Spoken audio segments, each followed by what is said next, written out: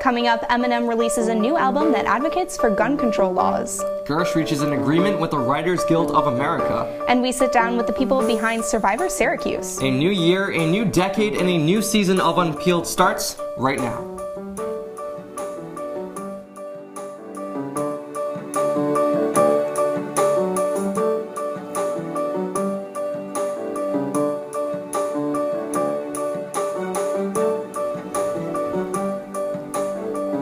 Welcome to a bright new season of Unpeeled. I'm Liam Crowley. And I'm Katie Lane. We're excited to get things started this year. We begin today with an update on the royal family. Meghan Markle and Prince Harry are stepping back from their duties and relinquishing their title as Royal Highnesses. They are planning to split time between the UK and the US as they plan to spend more time with their immediate family. Queen Elizabeth II is standing behind her grandson's decision. She shared that the challenges they faced are due to scrutiny from the media. She also says that the couple will always be a part of their family. We will keep you updated on any further developments. And from British royalty to film royalty, Parasite made history Sunday night at the Screen Actors Guild Awards. Bong Joon-ho's dark comedy is the first foreign language picture to win Best Ensemble in a film. Parasite has received overwhelmingly positive reviews, with its cast receiving a standing ovation during the film's nomination earlier in the ceremony.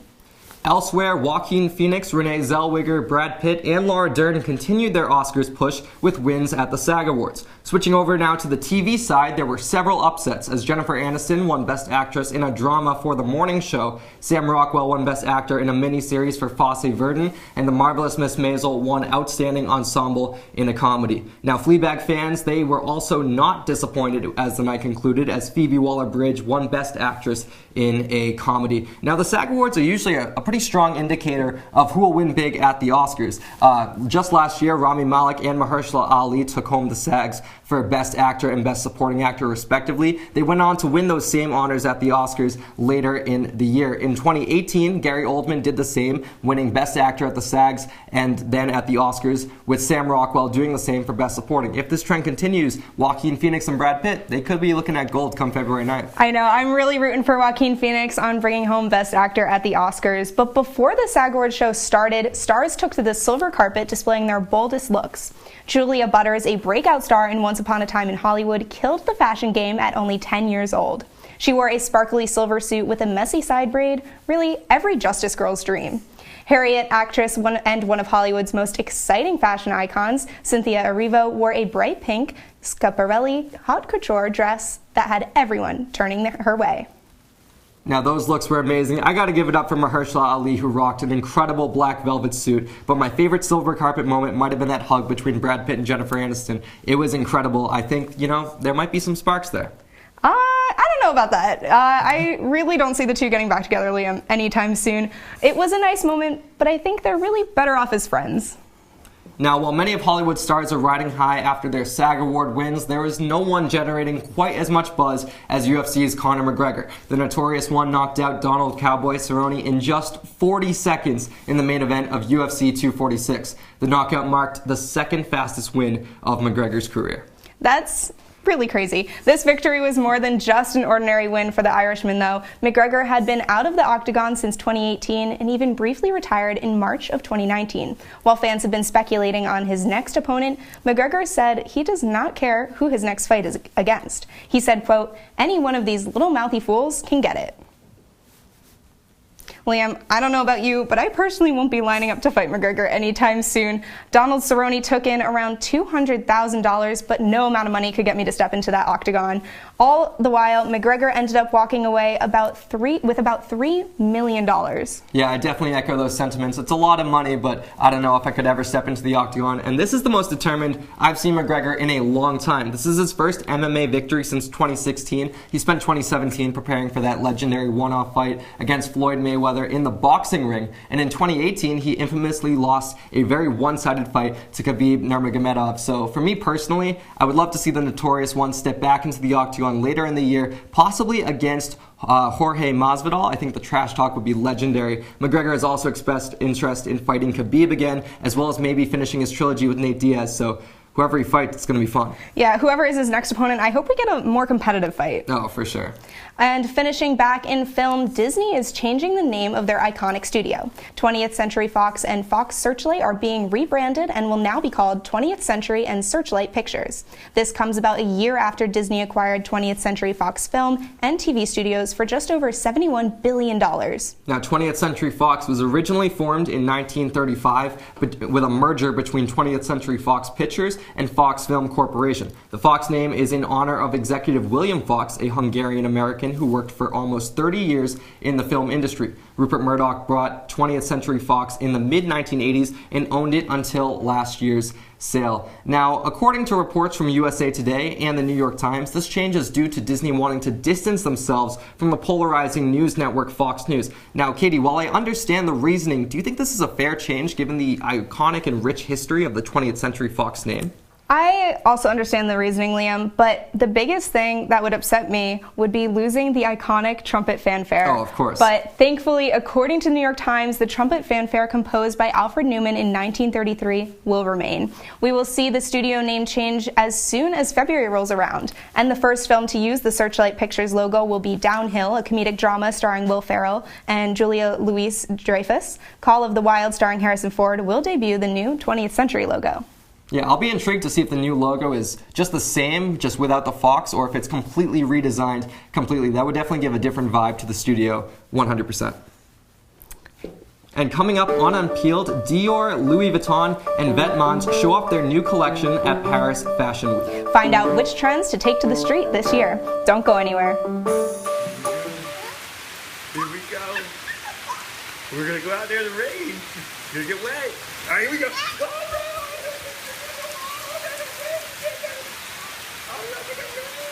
Okay, quick.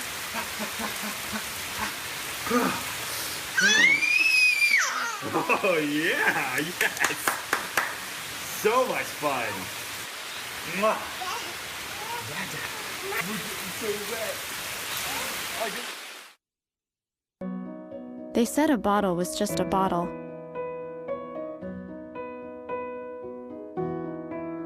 That no one would ever notice me.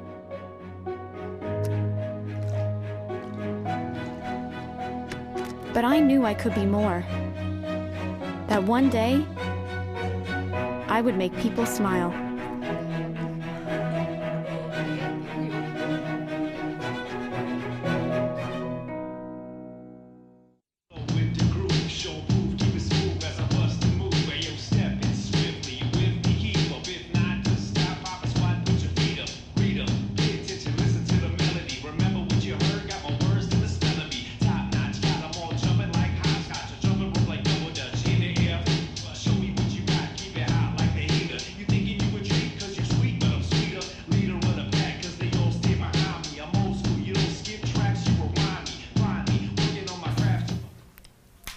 Welcome back, Unpeelers. Paris Fashion Week wrapped up this weekend and gave fashionistas around the world a sneak peek of the hottest trends coming up in 2020. Here to give us a look into what we can expect is Unpeeled's pop culture reporter, Ella Mulligan.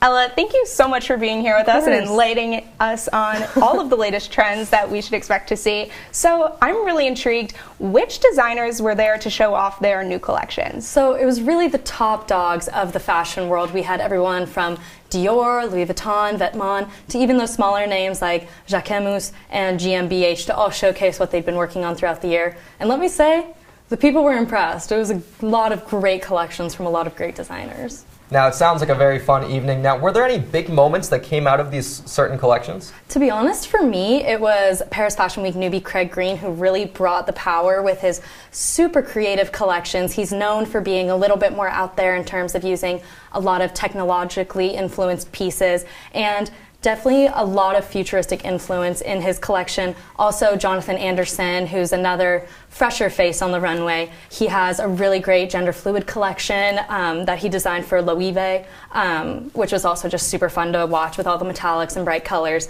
and also the super fashionable headpieces that he had taking center stage.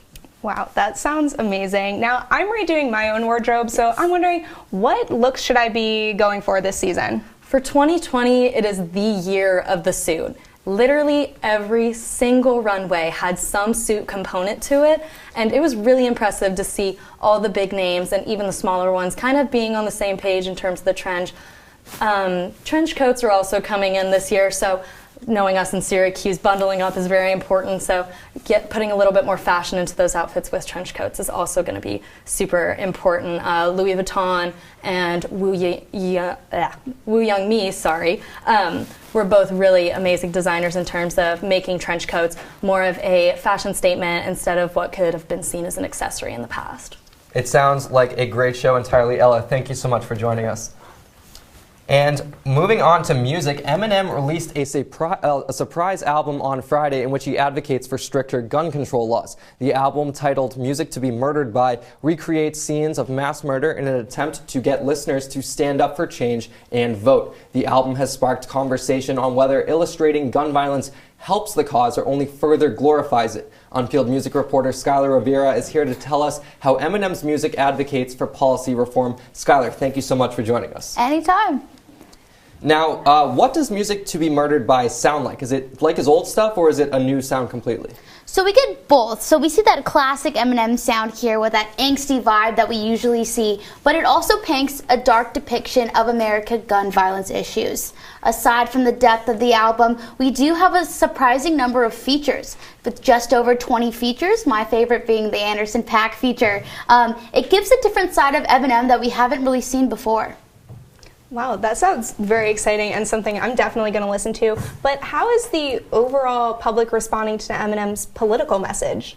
So there were two tracks that really stuck out to listeners. One being his track Unaccommodating, which drew the most negative reaction over social media. Within the song itself, Eminem likens himself to serial killers, mentions Saddam Hussein and Osama bin Laden. Towards the end of the track, he mentions violence that happened at an Ariana Grande concert in Manchester, which caused the mayor of Manchester to tweet about how hurtful and deeply saddened he was by hearing these lyrics. But Eminem did partner with the Red Cross of Manchester immediately after the attack and raised over $2 million for the victims and their families.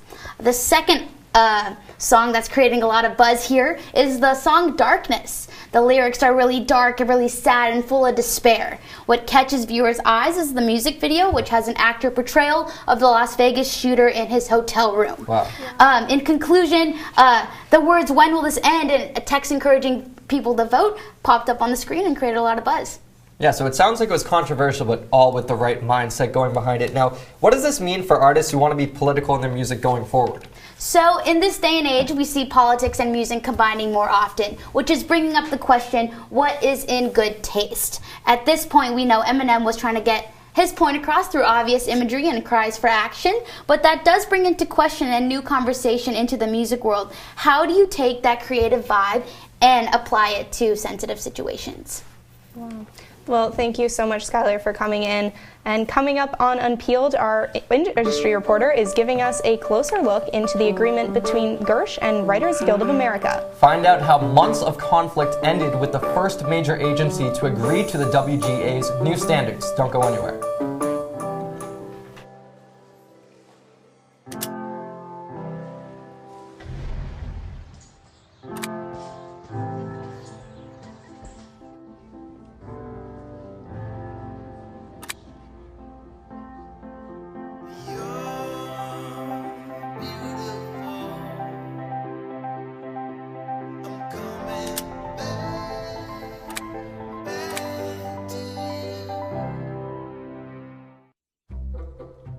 They call me Maxie, but I prefer tripod. I was your above-average four-legged homie, and then wham, bam, minivan. Some people pity me. Now that's lame. I still run, fetch, and swim. And the ladies love me. I'm the ultimate wingman. Just don't ask me to high five.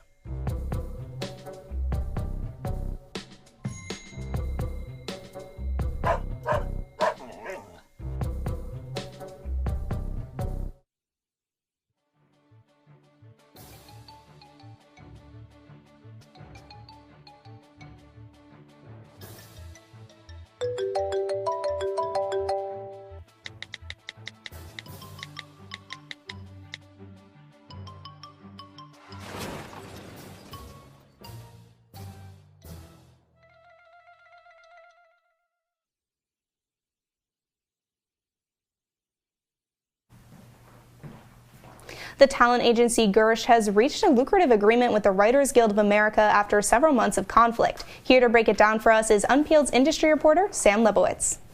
Well, Katie, the Association of Talent Agents and the Writers Guild of America have been at odds since way back in April of last year.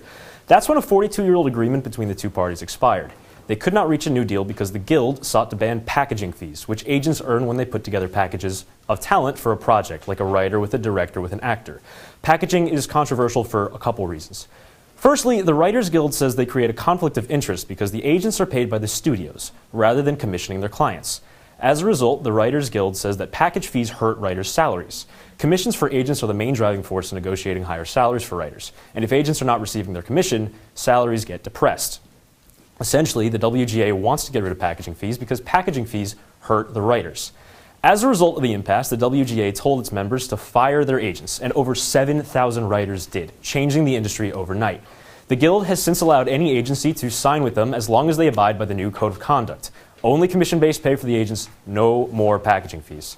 The big agencies in Hollywood, like CAA or WME, have not budged on this, but some smaller agencies have taken the bait.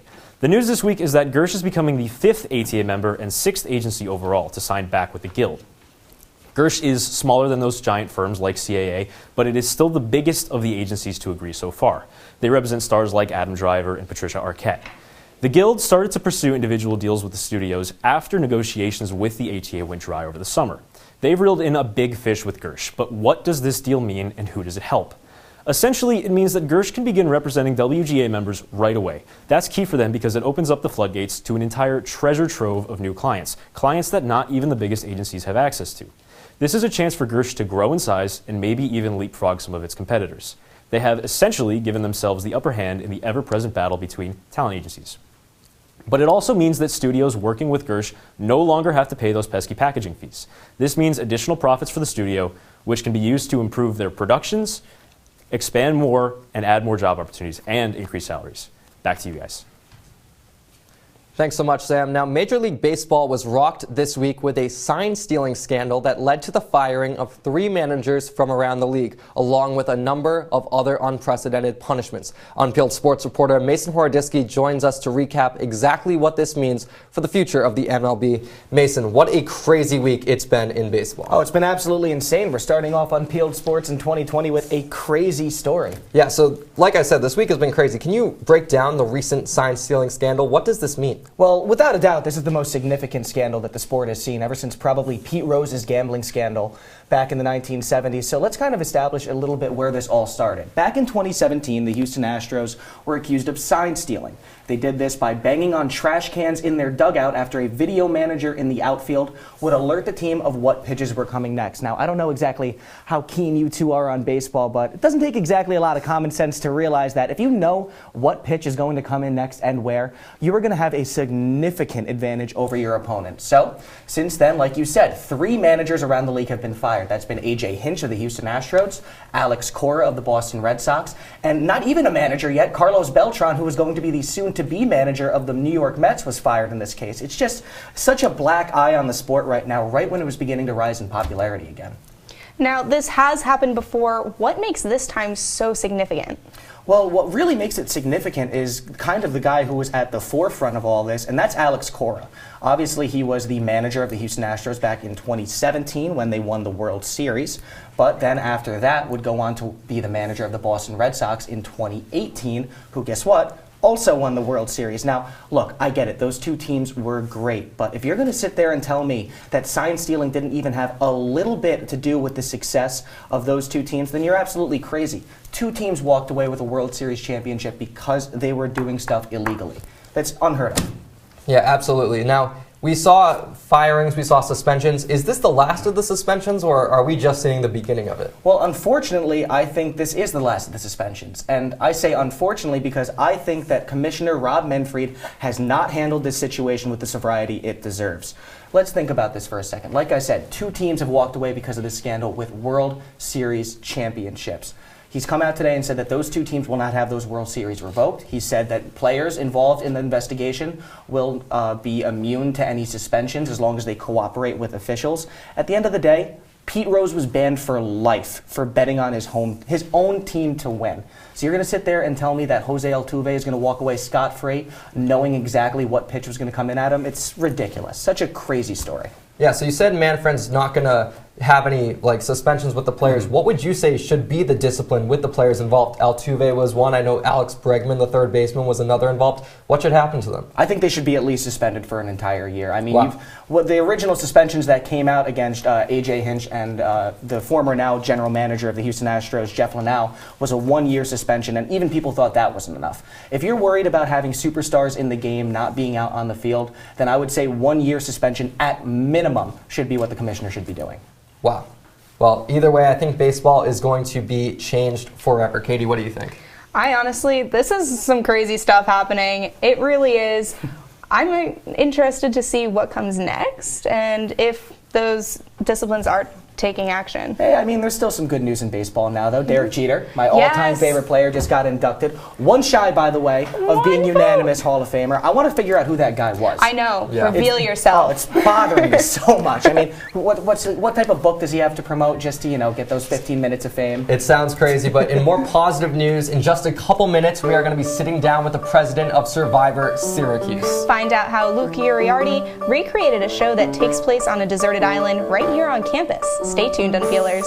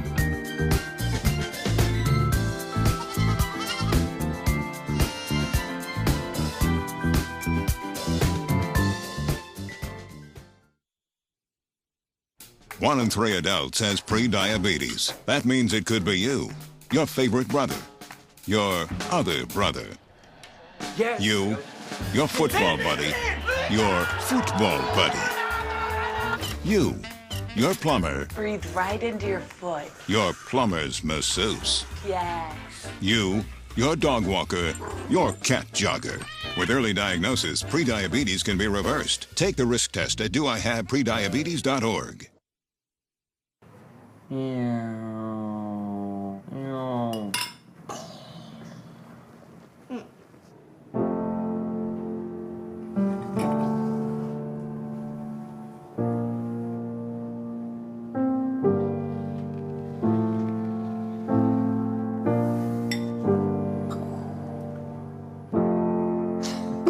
Visit aarp.org/caregiving for information on how to provide even better care for the person who wants to care of you. Welcome back, Unpeelers. If you've seen students digging through Thornton Park, pacing through alleyways, or climbing trees, then you may have seen contestants from Survivor Syracuse looking for hidden immunity idols. The longest-running reality show has its own spin-off right here at Syracuse University. Here to tell us more about how students can outwit, outplay, and outlast is the president and host of Survivor Syracuse, Luke Uriarte. Luke, thank you so much for joining us. Thank you, guys. Now, starting things off, what made you want to recreate Survivor at Syracuse? So growing up, I was a huge Survivor fan. Me and my family really bonded, watching Survivor Wednesdays nights every single week. And coming here, I kind of missed that. So I wanted to create something where I could bridge that gap and talk to them about something about Survivor. So with the help of some friends, I created a Survivor show on campus, and I talked to my family and created this entire new show on campus. And the support that we've received has been phenomenal.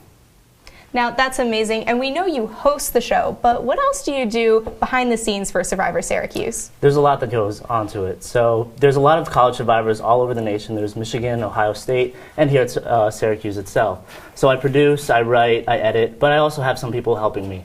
So there's film crew, there's marketing crew, and then there's the cast of 20 people. We've had season 1 with past semester, and now we're doing season 2 right now. So it's a real full team that help us create this awesome new show. Yeah, that's incredible. Now, season 1 is airing on YouTube now. I saw the first episode, 1.7 thousand views. Yeah. Very incredible. What can we expect to see during the entire season?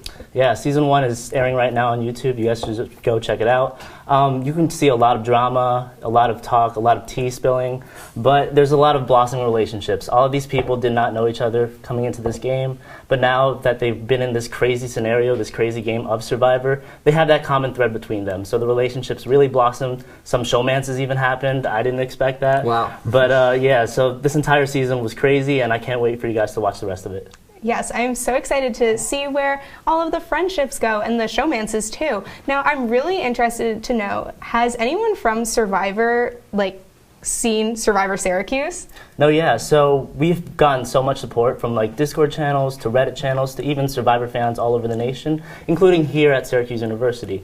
So some people is Julie from season 38, who actually is an alum from here, wow, who helped us with our marketing efforts. Some other people are people that host podcasts like Rob Sestorino, Dean Kowalczyk, who's in Jersey right now, and a lot of people are getting to know us, including Warda, who was just on the recent season of Survivor. So we're really getting our name out there, and the fact that this is only the first season is just really beneficial to us and really heartwarming for us and the entire cast. That's incredible. Now, it sounds like you have a very special connection to Survivor in general. Now, what makes this new iteration of Survivor that you're taking on, what's been your favorite part of the experience so far?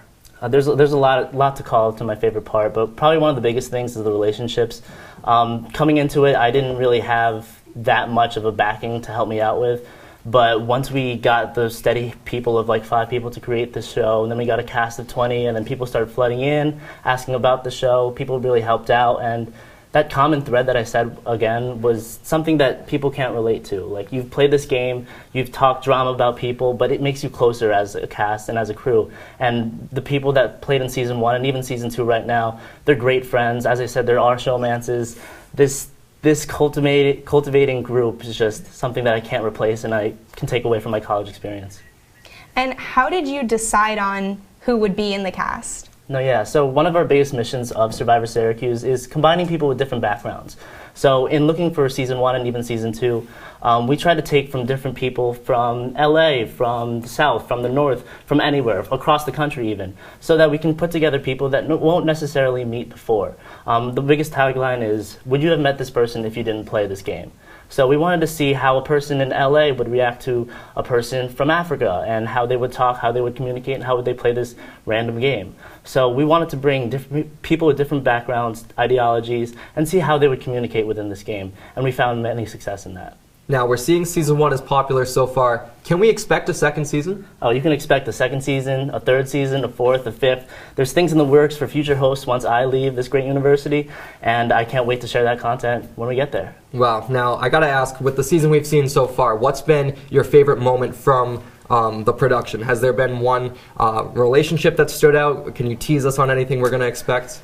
Yeah, so the episodes are airing right now, Thursday at 8. Every Thursday is at 8. So there's a few people that were blindsided straight off the bat. There's a few people that have previous relationships, and relationships are tested. There's some roommates that might get into some drama, that might vote each other out, who knows. There's a possible showmance that might be tested, that might end after the show, wow, that might blossom after the show. So you just have to find out and watch. Incredible. And how can people apply to be on the show? Yeah, so we're filming season 2 right now. Season 3 starts fall of 2020. Applications roll out February, and they'll be ending March 1st. Well, thank you so much. That's all the time we have for you on Unpeeled. Be sure to follow us on all of our social media. I'm Katie Lane. And I'm Liam Crowley. Take care, Unpeelers, and watch Survivor.